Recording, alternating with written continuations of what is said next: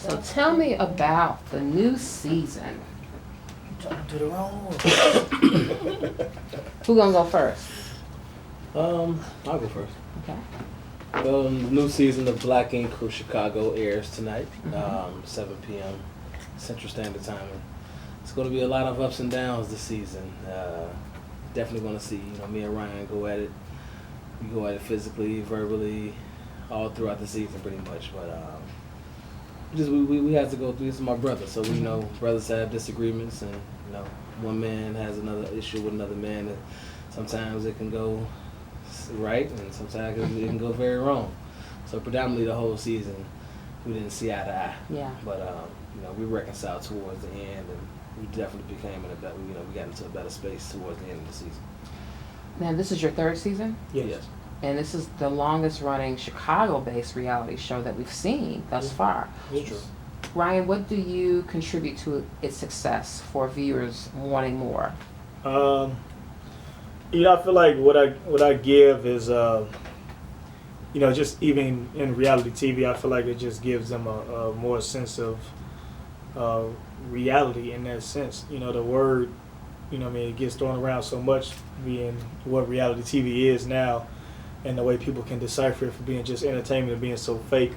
And from that, it's just that the people, probably the world as a whole, the way they see Chicago is only one-sided from, shootings and the killings and things like that, especially with us being from the South Side. They only see it as one thing, so I wanted to give them, a level of something they could relate to, which is actually seeing people from that same South Side and who've been in that same stuff that, they see from the street level, but also that, we can be black business owners, we can be, men of God, we can be fathers, we can be something that is actually going on here, but they don't cover it, they don't see it. And then for people to get that from the outside when all they know is shoot them up, kill about Chicago, it was like, oh, we can actually believe that because it was something for them to believe. We actually from here. They couldn't have done a show from Chicago with some people from Downers Grove saying, oh, this is what it is. Like, you get them directions to come here. Like, y'all don't know what's on 44th and King. Y'all don't know what's down that way. Y'all don't know what's, anywhere around here. So we giving them that sense, and I think people can see that and believe that in everything that we're doing. Mm-hmm.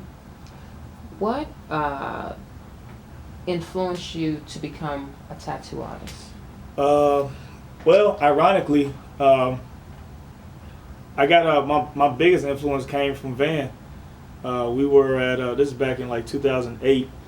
I had just been laid off from my last job. I was a train conductor for Union Pacific, and it was either like, all right, I'm gonna go back to robbing or selling drugs, or I'm gonna do something different. I'd always been an artist.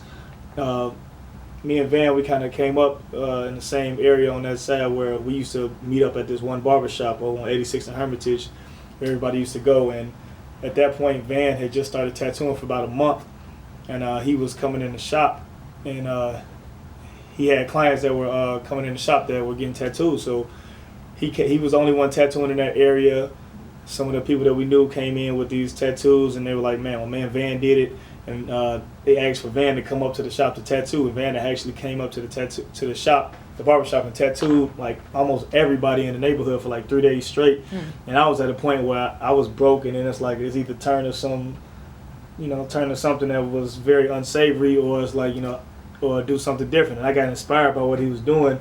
Probably a negative inspiration, because Van was, at that point, he was real cocky about it. Just been, and anybody that's tattooing in the beginning, you feel confident in yourself. So he was cocky in the sense of, man, I just started tattooing for a month, I'm killing this. And I'm like, man, y'all like that?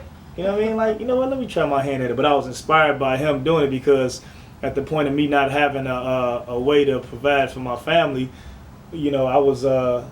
I sat here and watched him grind out for 3 days straight till 4, 5 in the morning. I was the only one sitting in the barbershop with him, watching him do what he do. And then he was telling me how he started, and he taught himself. And I was like, man, you know what? Let me try this.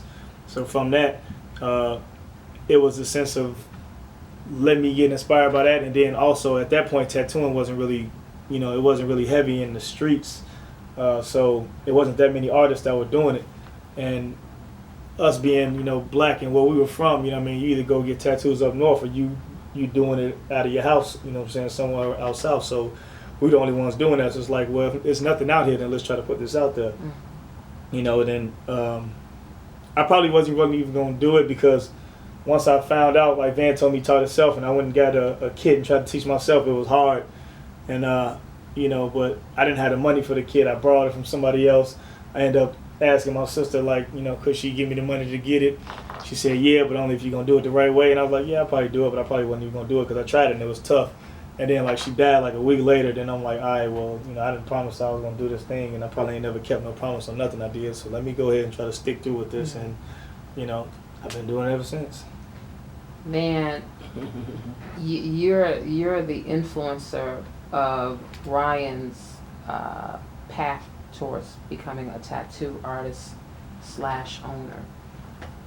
As probably one of the few coming up that we've seen black tattoo artists. Now we know they exist. You know, they certain shops that may have one or two that are up north and one of the more of the white-owned, mainstream operated shops.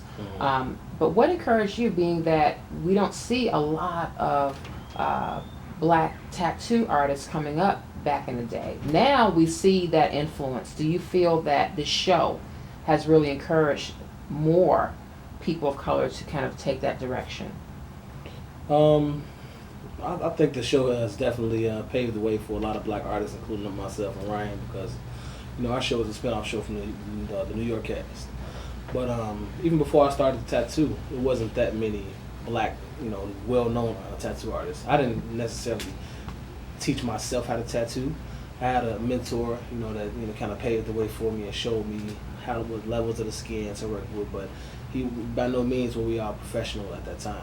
So when he taught me how to do tattoos, I was at a point in my life that I wanted to design clothes and shoes back in the day, and that's what I was doing, for a certain period of time, maybe about 5 years. And before that, I was definitely, going on to a rocky path with burglary and just all type of stuff that I wasn't supposed to be doing, back in the day. That led me into wanting to do something better. After I went to jail, I got a felony. I couldn't get a stable job to take care of my family. So I wanted to do something, with my God-given ability. So he paved the way and gave me the notion to do tattoos.